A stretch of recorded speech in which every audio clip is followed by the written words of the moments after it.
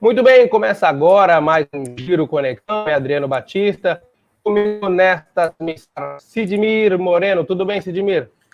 Tudo bem, meu amigo Adriano Batista, nosso colaborador também, Adilson Silgueiro. Estamos aqui no ar para mais um Giro Conexão.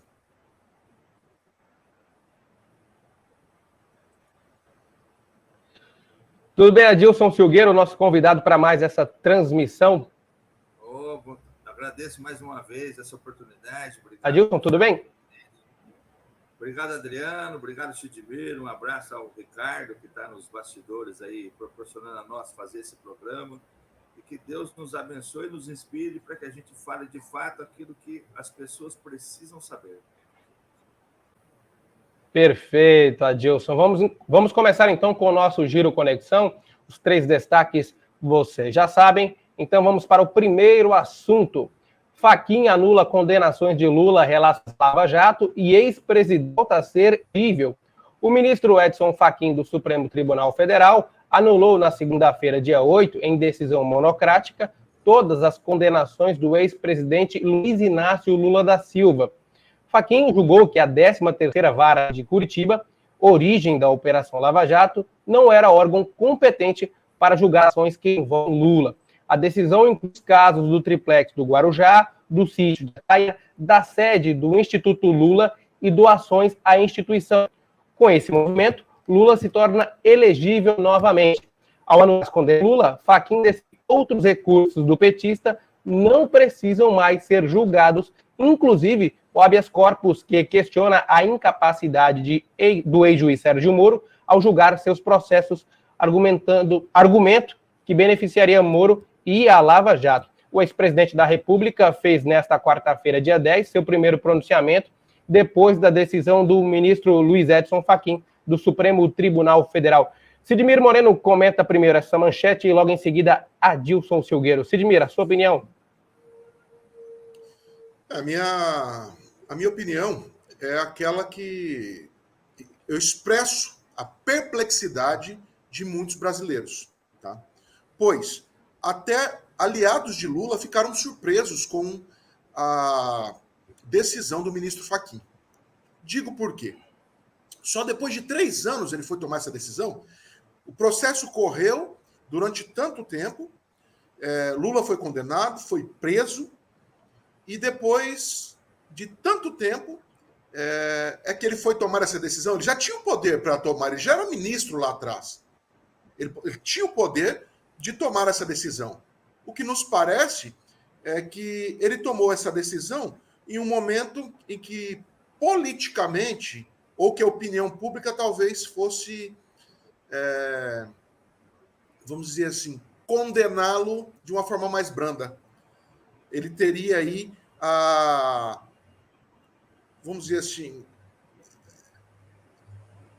vamos usar qual o termo correto, mas vamos dizer, as pessoas, o número de pessoas que ficariam indignadas com ele não seria tanto, nesse momento, pelo momento que o Brasil vive. Então, se nós formos analisarmos juridicamente, ele tem embasamento jurídico. Porém, o que nós... Eu até escrevi algumas coisas aqui para não me perder. Por que lá atrás ele não viu isso? Que a Vara de Curitiba não era competente para tal julgamento. Então vai se perder todo aquele trabalho que Polícia Federal, Ministério Público Federal, a Vara de Curitiba realizou, conseguindo pegar provas inquestionáveis de que Lula era o chefe de um vasto, talvez o maior esquema de corrupção da história desse país. E aí, mais uma vez, o povo brasileiro vai ser lesado. Ele demorou tanto tempo para ver isso. E aí, eu faço a seguinte pergunta. Mas o ministro Fachin ele foi embasado na lei. Tá bom, se a gente for ver, realmente tem embasamento jurídico. Aí eu pergunto, aí eu faço um questionamento quanto ao STF de uma maneira geral. Só tem embasamento jurídico quando lhes é interessante? Por quê? Porque o país vive uma crise moral em relação ao STF. Pois o STF, eu vou citar aqui alguns fatos, como o inquérito das fake news. Não está embasado na Constituição.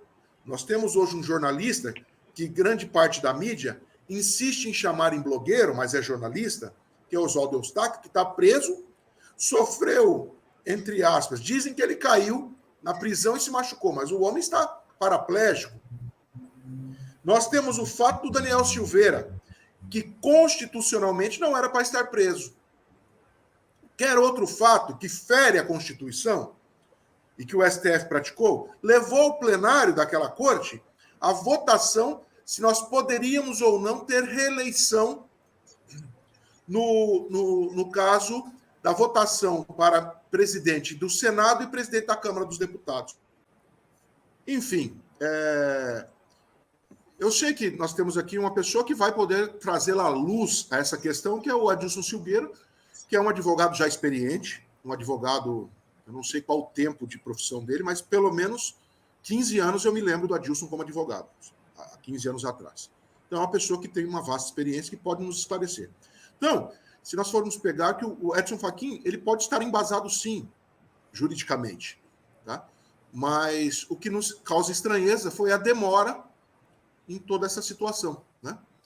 E outros fatos que aquela corte tem praticado em outros atos, né, que essa corte tem praticado e que nos traz total insegurança. Então, para finalizar o meu comentário, eu gostaria de dizer que quando alguém, seja Daniel Silveira, qualquer outro ser humano, qualquer outro cidadão brasileiro, pede o impedimento, o impeachment de um membro daquela corte, isto é embasado na Constituição, sim, senhores. Pois aqui nós trazemos a realidade dos fatos.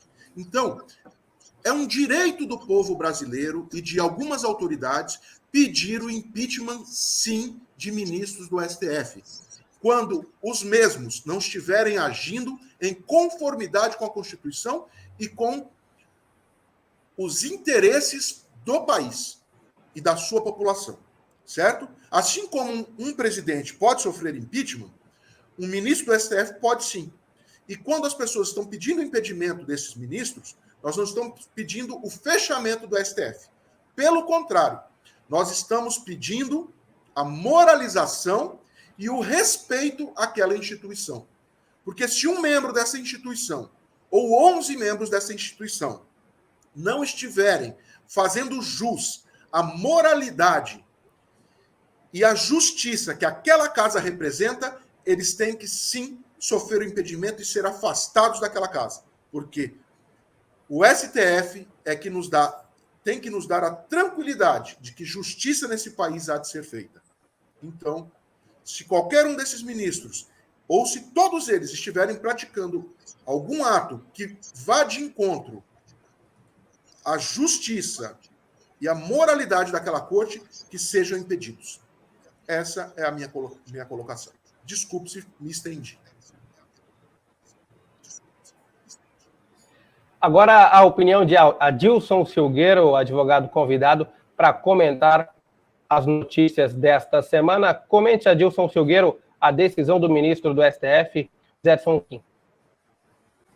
Obrigado aí, muita responsabilidade. Eu tenho 21 anos e um pouquinho mais de advocacia, mas me sinto muito pequeno para poder falar sobre um tema que está causando tanta repercussão no país. Mas o que cabe a mim é não entrar na questão política e sim falar sobre a questão da legalidade. O ministro Fachin, que a gente observou, a decisão dele causou uma comoção no Brasil, da mesma forma como foi a mudança de postura no STF, quando ele reviu o seu posicionamento com relação à prisão de segunda instância. E aí o Lula, que estava preso, soltou o Lula. E aí as pessoas falaram, o STF é tendencioso, é isso e aquilo. Mas por que isso acontece? Primeiro que o papel do STF, e é importante que se diga, não é para julgar de acordo com o que eu penso ou de acordo com o que o meu adversário pensa. O posicionamento do STF é para julgar de acordo com o que prevê a legislação brasileira, amparado e embasado na Constituição da República.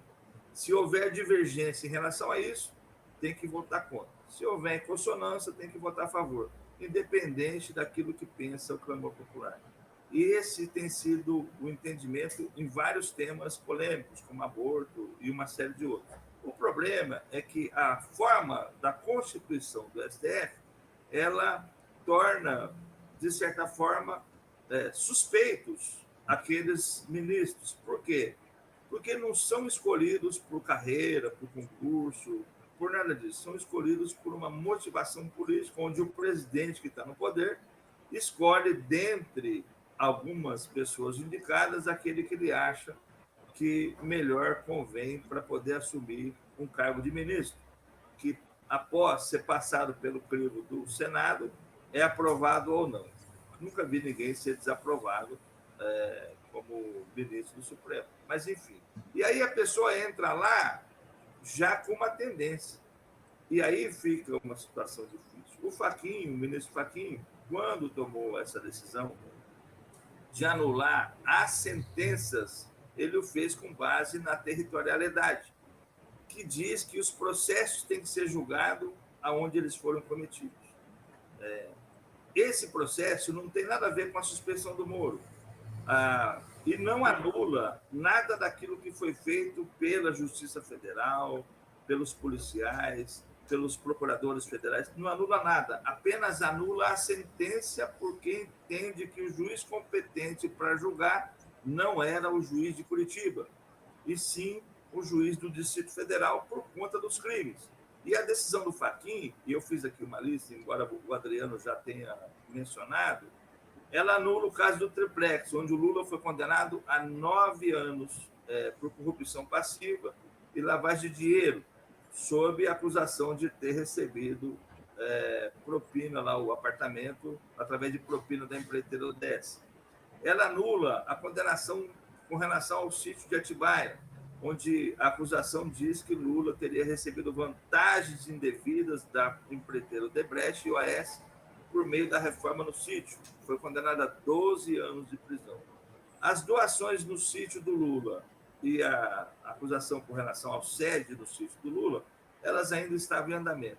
A doação estava suspensa e do sítio estava ainda na fase de denúncia. O ministro Sérgio Moro havia recebido, aliás, o juiz Sérgio Moro havia recebido a denúncia e logo depois ele saiu para poder assumir o cargo de ministro.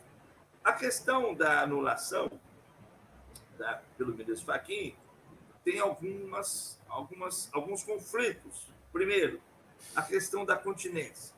Não era só o Lula que estava sendo julgado naquele caso, tinham mais réus. E os demais réus tinham envolvimento ou não com processos de competência de Curitiba? Isso é uma questão que tem que ser analisada e vai ser analisada de uma forma mais criteriosa, penso eu, pelo plenário do Supremo Tribunal, quando for para julgamento. E a outra questão, a questão da conexão. O que é essa conexão probatória que o ministro Marco Aurélio fala?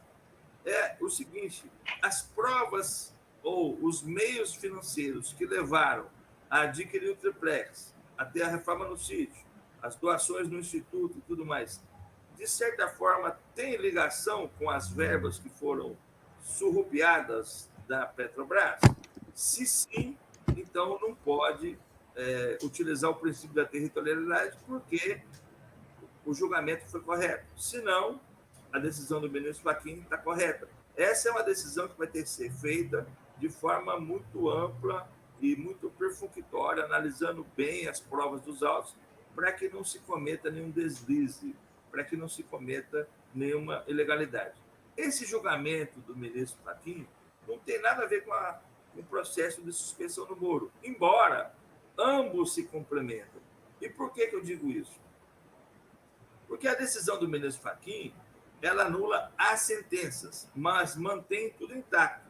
Todas as provas que foram feitas, as delações, as escutas telefônicas, as buscas e apreensões, tudo isso se mantém, isso não teve anulação.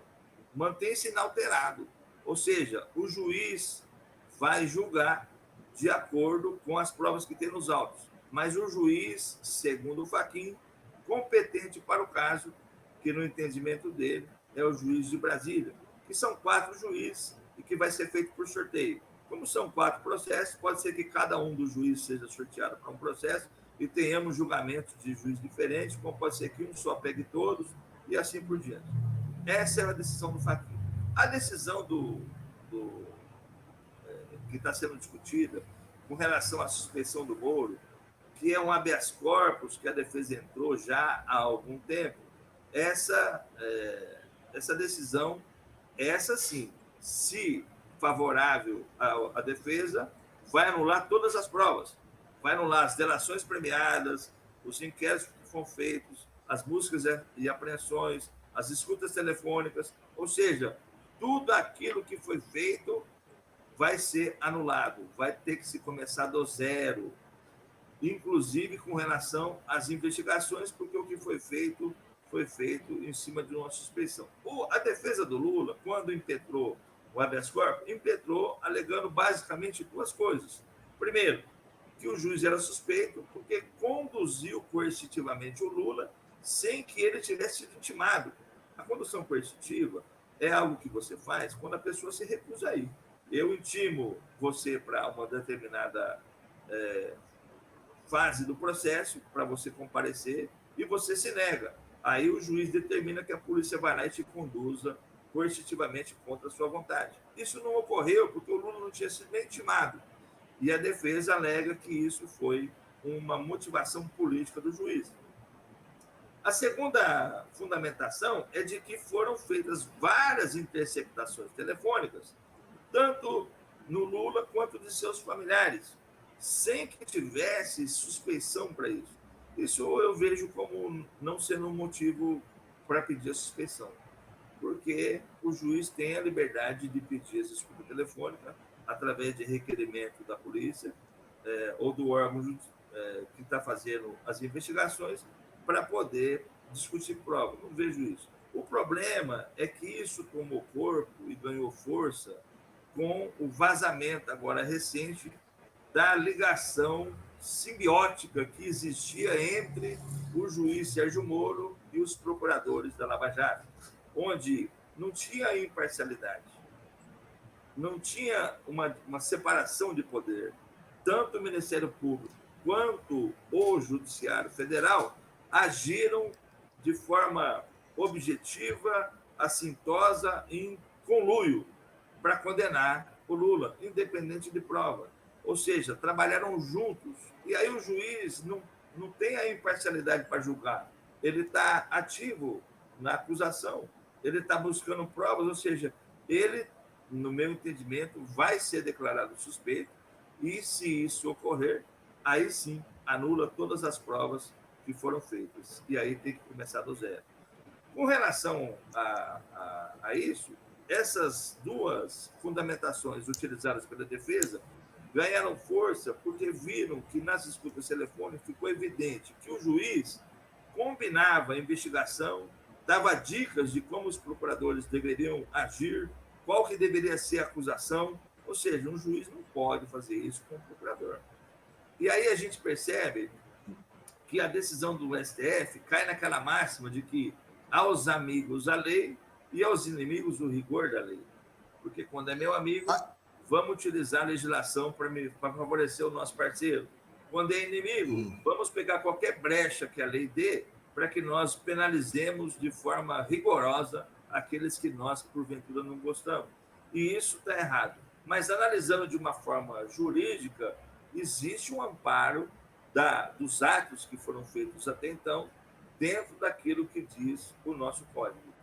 O ato do juiz com a procurador fere o devido processo legal, mata de morte e macula a defesa, porque fere o princípio da ampla defesa, que ela entra já manca num processo de defesa, porque a acusação e julgador já tem uma formação formada, ou seja, há um motivo para a suspeição. O problema é que o STF vem, ao longo de um tempo, julgando, na minha opinião, de forma errônea.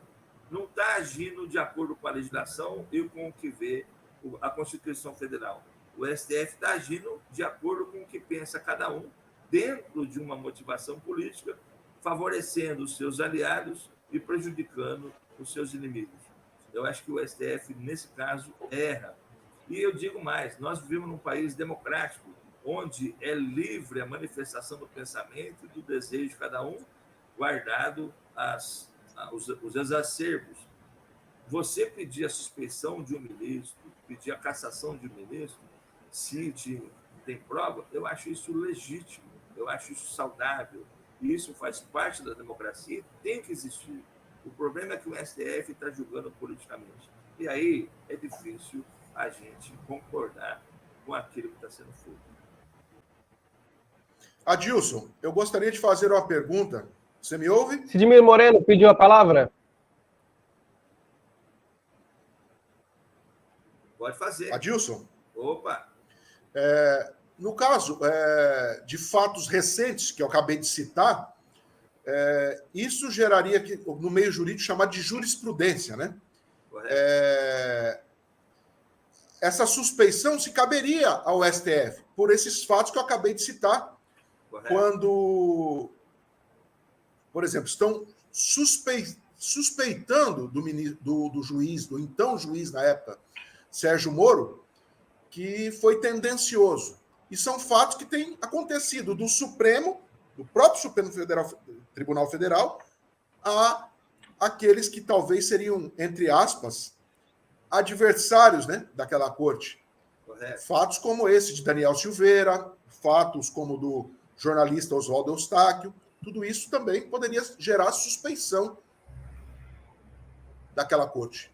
Estou correto na minha linha de raciocínio? Responder aí ao questionamento do Sidmir, se a gente for ver, está todo mundo errado. O Sérgio Moro está errado e eu fiquei estarrecido quando eu vi a ligação carnal quase que existia entre o órgão julgador e o órgão acusador, no caso de Curitiba, nas ações que envolviam o ex-presidente Lula. Da mesma forma como o Fachin não poderia tomar as decisões que tomou e teria que se julgar suspeito. Por quê? Porque ele foi advogado do Partido dos Trabalhadores. Ele tem uma motivação por isso e ele deveria ter se julgado suspeito e não o fez. Então, nós estamos com uma série de erros que um não justifica o outro, mas uma série de erros e um atropelo da legislação atrás da outra. E isso é muito ruim para a segurança jurídica, porque a gente vive um momento de insegurança muito grande juridicamente. A gente não sabe se aquilo que a gente está fazendo está de fato dentro da lei, porque o STF vem com um entendimento diferente daquilo que diz o texto legal. E aí é um problema, porque quando há uma insegurança jurídica, há, de certa forma, um ferimento grave e uma rachadura na democracia. E quando a gente fere uma instituição, a gente faz uma rachadura na democracia, a gente dá oportunidade para aquilo que não é bom entrar. E isso é ruim. Nós estamos vivendo um momento difícil, um momento perigoso, onde, na minha opinião, tanto o Fachin deveria ter se julgado suspeito, e não só ele, o ex-presidente da Casa também foi advogado do Partido dos Trabalhadores. O juiz Sérgio Moro, na época, não poderia nunca ter agido. Ele agiu achando que nunca seria descoberto. E foi pelos hackers, que depois foram presos, e eu acho que deve estar preso até hoje. Ou seja, isso é muito grave, é muito grave. E eu vejo com muita preocupação essa situação toda que a gente vem vivendo. E mais, se me permite... Os apontamentos do advogado... Pois não? Pois não? Permite, no caso de ser considerado suspeito, o juiz Sérgio Moro, e vai se anular tudo aquilo que foi feito, tudo, inclusive a apreensão dos recursos. Isso vai ter que ser devolvido. Vai devolver de que forma? O dinheiro que foi apreendido dos desvios e das corrupções vão ter que ser devolvidos. E as pessoas que foram presas ingressarão automaticamente com uma ação indenizatória contra o Estado, contra a União, pleiteando indenização pelo tempo que ficaram presos. E o nosso Brasil vai ter que pagar condenações milionárias, não duvidem disso, a essas pessoas que estão presas por conta da corrupção e de terem saqueado o nosso país. Isso é grave. Eu acho que o juiz vai ser considerado suspeito, porque o ato dele demonstra isso pelo que diz a nossa lei. Mas as consequências disso serão danosas, O nosso Giro Conexão, último destaque, a segunda notícia é a seguinte: Fiocruz diz que o Brasil vive pior momento da pandemia, com 10% das mortes registradas no mundo. Sidmir Moreno e Adilson Silgueiro, a Fundação Oswaldo Cruz, a Fiocruz, afirmou na quarta-feira, dia 11, que o Brasil vive o pior momento da pandemia. A entidade divulgou em seu boletim quinzenal que a avaliação é decorrente da piora de alguns dos principais indicadores sobre a Covid-19 no país, que são a alta taxa de ocupação de leitos, a tendência de alta nos casos de síndromes respiratórias e alta participação do país no total de mortes causadas pela doença no mundo. Um ano após a pandemia ser oficialmente reconhecida, pela OMS, o país acumula 10,3% das mortes que já foram notificadas no mundo por Covid, sendo que o Brasil tem apenas 3% da população global. Com o agravamento da pandemia, governadores reiteraram intenção de pacto. Governadores de vários estados apresentaram, nesta quarta-feira, dia 10, a proposta do Pacto Nacional pela Vida e pela Saúde.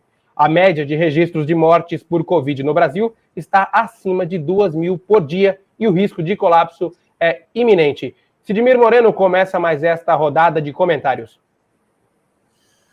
Muito bem, Adriano Batista e meus amigos que nos acompanham no Conexão Verdade. A realidade é que na segunda-feira completa um ano da primeira morte decorrente do coronavírus, da Covid-19 no Brasil. Foi um senhor vindo de uma viagem na Itália e ele morreu no Hospital Prevent Senior em São Paulo. Em primeiro lugar, eu gostaria de parabenizar a todos os profissionais da área da saúde, médicos, enfermeiros, auxiliares de enfermagem, motoristas de ambulância, atendentes e todos aqueles que estão diretamente envolvidos no combate à pandemia no nosso Brasil. Porém, a população brasileira ficou à mercê de uma briga política que parece não ter fim. Essa briga política, de um lado, existe aquele pessoal do fique em casa. Fique em casa porque o distanciamento social é a única arma que temos. De outro lado, tem o presidente dizendo que é uma gripezinha, que é isso, aquilo, e a imprensa e boa parte dos seus opositores não nos deixa esquecer essas falas infelizes do mandatário-geral da nação. Porém, a realidade é que nós, brasileiros, estamos pagando com a vida. Nós estamos pagando com a vida de uma maneira literal, porque muitos brasileiros, mais de 270 mil brasileiros, já perderam a sua vida, e também muitos CNPJs, não só CPFs, mas CNPJs perderam a sua vida, pois várias empresas deixaram de existir e deixaram de empregar tantos outros milhões de brasileiros.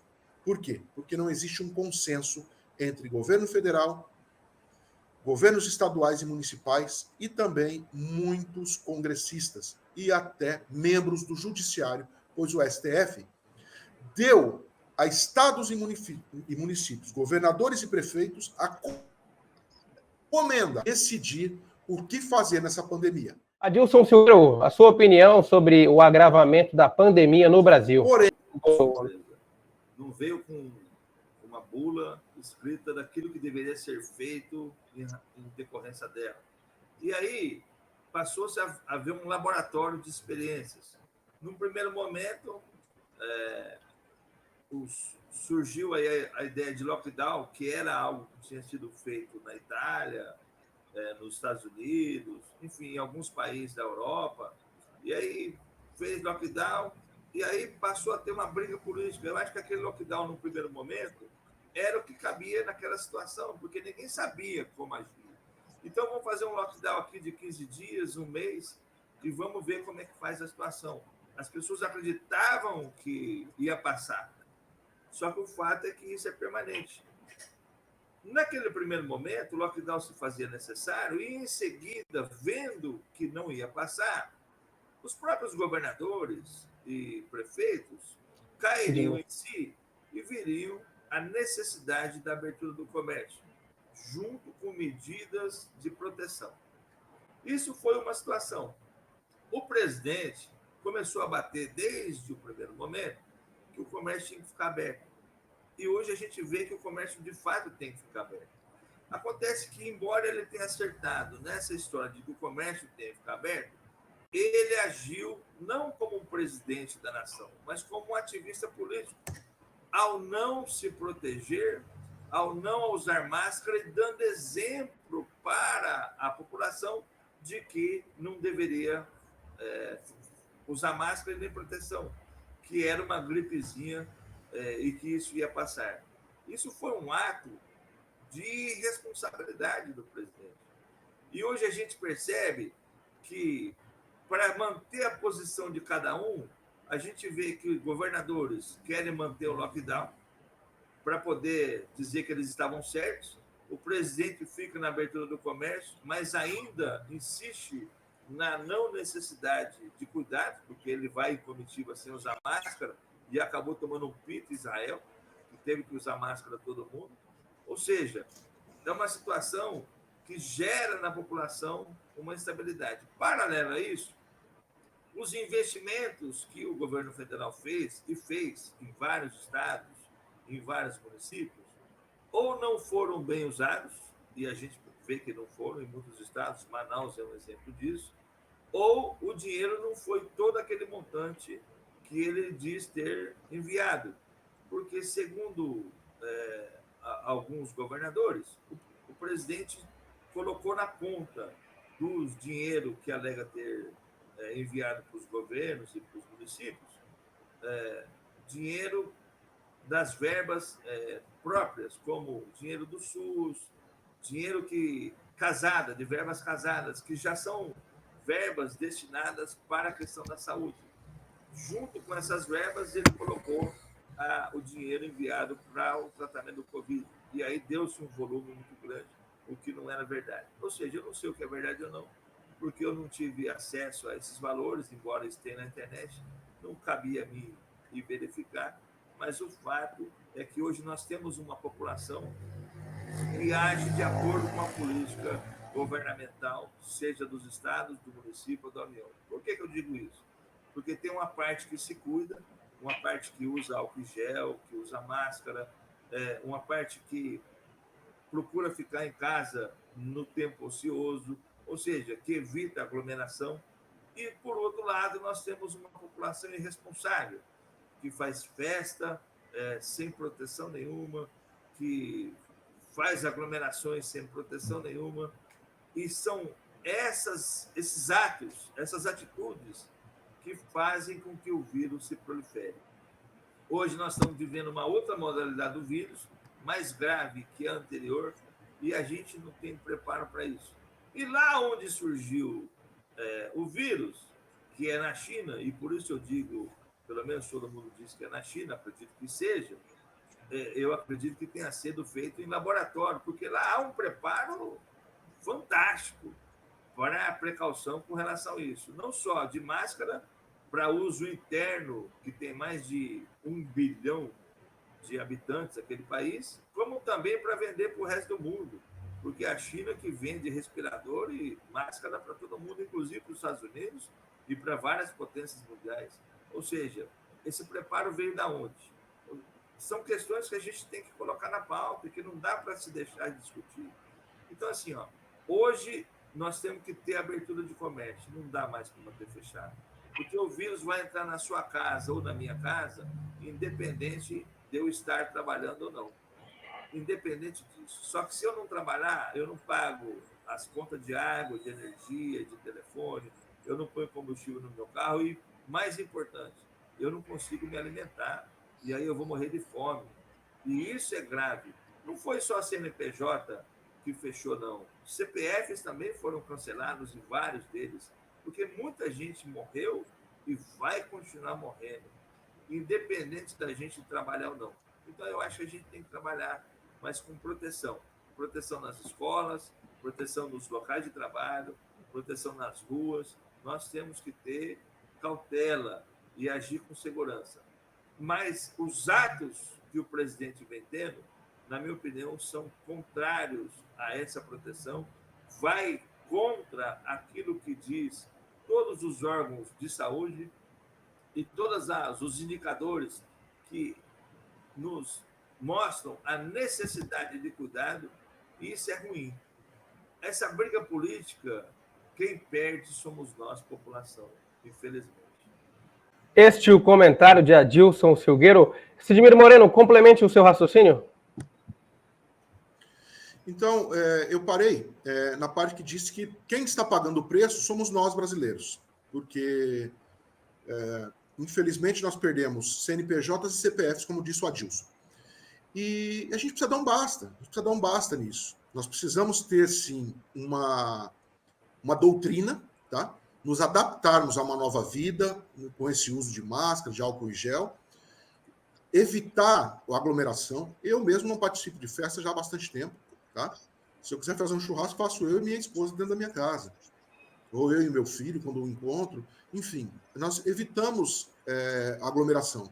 Porém, sou adepto da vacina, sim. Eu acho que nós já deveríamos estar vacinando um número muito maior. Mas é assim, quando a vacina chegou, boa parte da imprensa mostrou a primeira brasileira, uma senhora, uma enfermeira, tal, tomando aquela vacina, fizeram todo uma encenação em cima. Quando acabaram os insumos, aí a culpa é do Bolsonaro. Isso precisa parar, gente. Eu concordo com o Adilson, ele tem sido muito infeliz em muitas falas, na postura dele tem sido muito infeliz em muitos casos, mas precisamos parar de achar um culpado. O que nós precisamos, então agora eu vou culpar o outro lado também. Muitos médicos são adeptos à profilaxia, que é o tratamento precoce, o uso de ivermectina. Eu peço a cada um de vocês que entrem lá, coloquem lá no Google os números da Covid no mundo hoje. Você vai ver que o continente africano, que é o continente mais pobre que existe, que lá sequer existe, estou falando de todos os países do continente africano, o sistema de saúde lá é muito débil, muito limitado. Porém, lá já existe a prática de tomar a ivermectina por outros motivos. E você vê que os números lá são muito menores.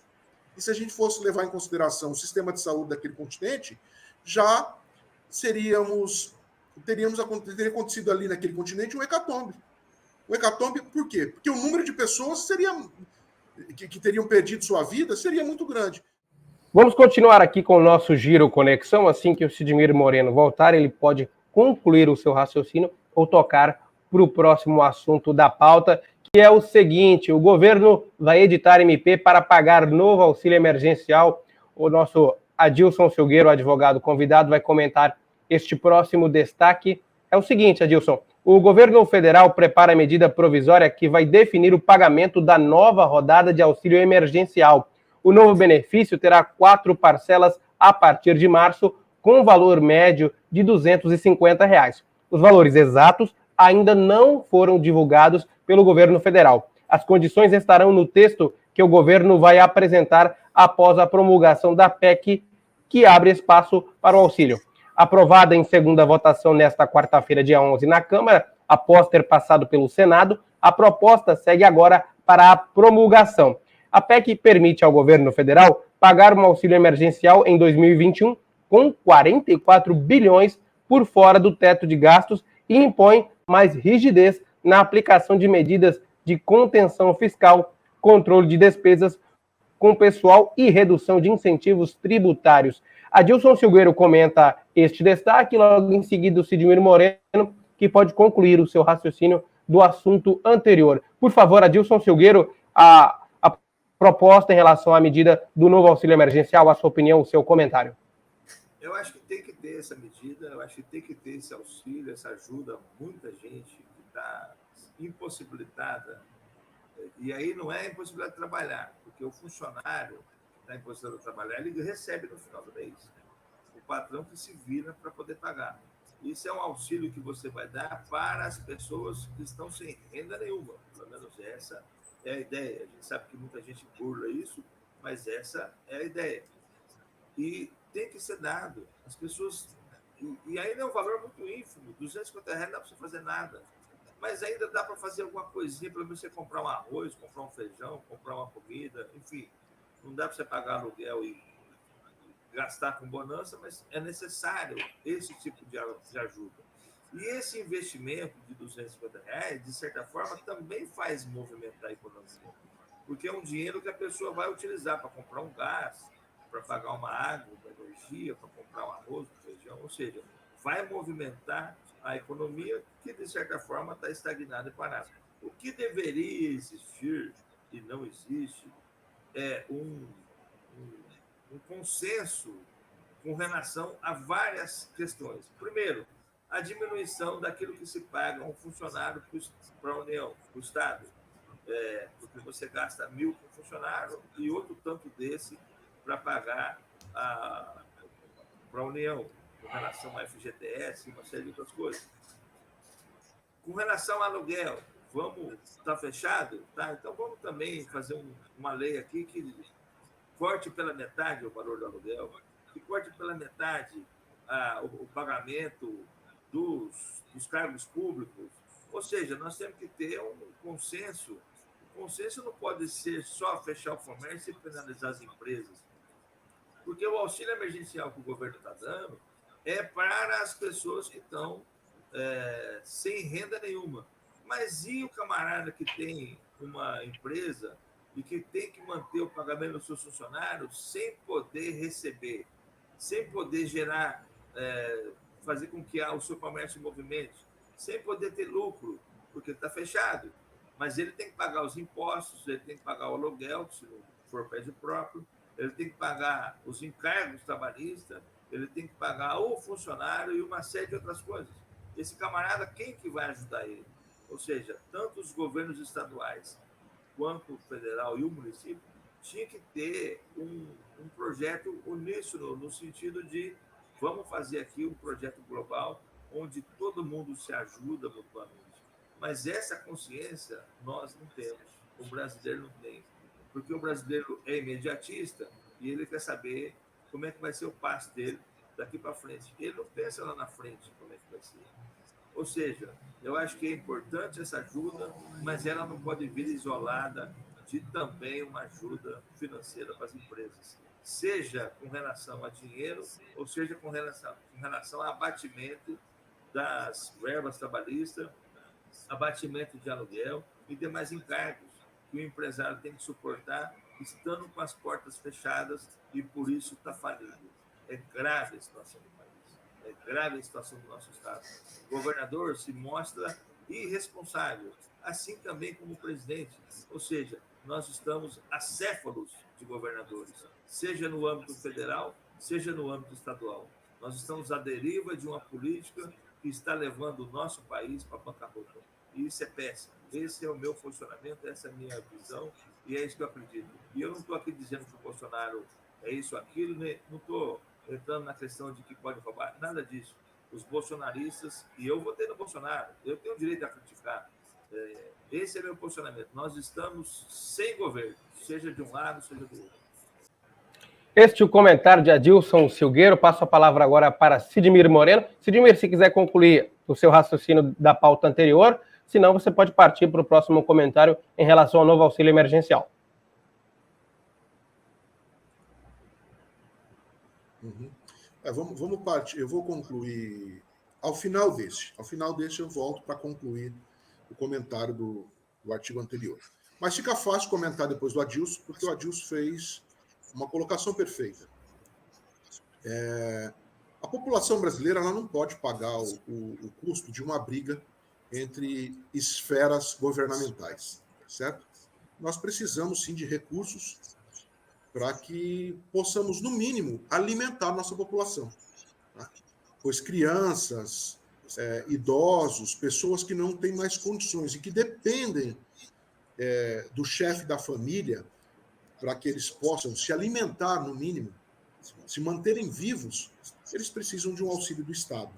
Isso é fato.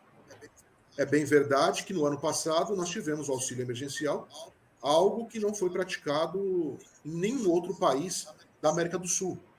Mas isso não quer dizer que precisamos agora, porque eu fiz lá atrás, agora se vira. Não dá, tá? Porque nós, aqui que temos o mínimo de instrução e conseguimos nos virar de uma maneira ou de outra, ainda conseguimos nos socorrer. Agora, existem muitas pessoas que num estado de vulnerabilidade. E essas pessoas precisam do socorro do Estado. Então, o mais rápido possível, nós precisamos que esse auxílio seja estabelecido e que essas pessoas voltem a receber esse auxílio. Não dá mais. Tá? Então, esse é o meu comentário, é breve. E aí eu vou voltar agora lá no fato da pandemia. Agravamento da pandemia, por favor. Em que eu sou... O agravamento da pandemia, só para eu concluir a minha linha de raciocínio, eu sou, sim, adepto à vacina. Quero tomar a vacina, sim, o quanto antes. Até para que eu possa estar imune, não passe para ninguém e não venha a contaminar outra pessoa e possa voltar a trabalhar normalmente. Tá certo? Porém, por que não também não ser adepto da profilaxia, que é o tratamento precoce? Como eu estava dizendo, que o continente africano, inexplicavelmente, ou até explicavelmente, já existe a prática de tomar a ivermectina lá. E agora a ivermectina virou aí uma bomba. Por quê? Porque o governo federal disse que poderíamos. Então, existem médicos praticando a profilaxia. Existem médicos tomando a ivermectina ou qualquer outro medicamento. Então, independente da defesa de um ou de outro, nós temos que analisar. Porque também é ciência quando se pratica. Eu recebi um vídeo de um médico da cidade de Maringá, e ele é um médico que trabalha numa unidade de um frigorífico avícola, se não me engano, em que tem 12 mil funcionários. Muitas cidades dessa região não tem 12 mil habitantes. E lá, pouquíssimas pessoas adquiriram vírus. Então, quer dizer, deu certo. Então, isso tem que ser levado em consideração também. Bom, infelizmente o Sidmiro Moreno teve um problema com a conexão, ele volta já já, mas por aqui nós encerramos o nosso Giro Conexão, agradecendo ao Adilson Silgueiro, o advogado convidado, para comentar as manchetes, as notícias que foram destaque nesta semana. Adilson Silgueiro, muito obrigado. Eu que agradeço, Adriano, agradeço o Ricardo, o Sidmiro pelo convite, obrigado pela oportunidade que me deram mais uma vez. Agradeço a todos os ouvintes que estiveram conosco até esse momento, participando e ouvindo os nossos comentários.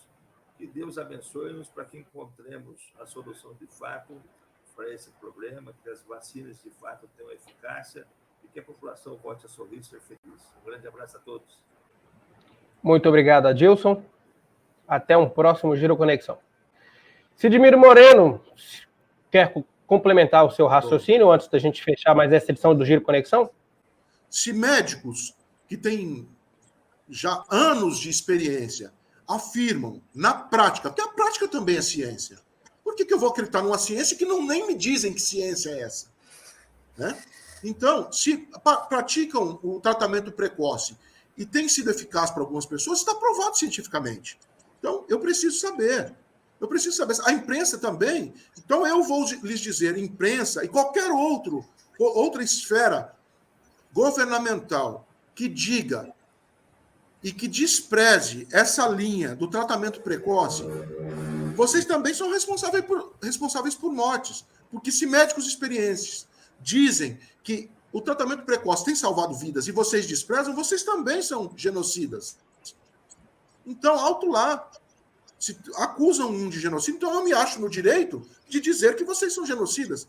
Porque se há comprovação na prática, que isso também, no meu modo de ver, e não sou nenhum acéfalo, eu sou uma pessoa que raciocino. Então, se há comprovação científica na prática que o tratamento precoce tem salvado vidas, e vocês vão contra, então vocês estão defendendo só os seus direitos. Então, vidas estão sendo perdidas por conta de uma briguinha, ou de uma briga muito séria, não é uma briguinha. Então, alto lá. E aí, cabe aos seus ministros do STF cobrar de governadores e prefeitos verbas, como disse o nosso amigo Adilson Silgueiro, que não foram bem geridas. Como casos de respiradores comprados superfaturados, como casos de tantos e tantos escândalos de hospitais que estavam lá parados e esse dinheiro foi mal aplicado e que está fazendo muita falta agora e que brasileiros estão perdendo suas vidas por conta da má gestão desses que o STF deu a comenda, vocês vão gerir, e agora dá errado, se dá errado, a culpa é do presidente. E não é a culpa daqueles que receberam a comenda do STF para gerir a crise nessa pandemia. Então fica aí a minha cobrança, fica a minha interrogação, a minha pergunta. É muito sério, nós estamos lidando com vidas, não estamos lidando com simplesmente um dinheiro que foi embora, não. São vidas perdidas, são mais de 270 mil vidas perdidas. Então, vamos informar corretamente, vamos ajudar a população brasileira a fazer aquilo que for possível para salvar vidas. Essa é a conclusão do meu raciocínio. Muito obrigado ao Sidmir Moreno pela participação em mais este Giro Conexão. Até uma próxima edição, Sidmir. Até a próxima, porque a informação é um direito do cidadão. Muito obrigado pela audiência. Até um próximo Giro Conexão na semana que vem.